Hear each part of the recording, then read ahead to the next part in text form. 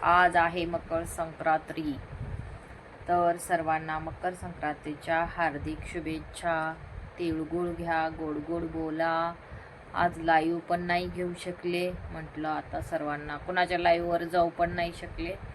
घरात पण काम होतं थोडंसं आणि प्रत्येकाच्या घरी बोलवलेलं असतं हळदी कुंकाला, त्याच्यामुळं आज जमलंच नाही मला. लाईव्ह पण घ्यायला जमला नाही आणि व्हिडिओ पण काढायला जमला नाही.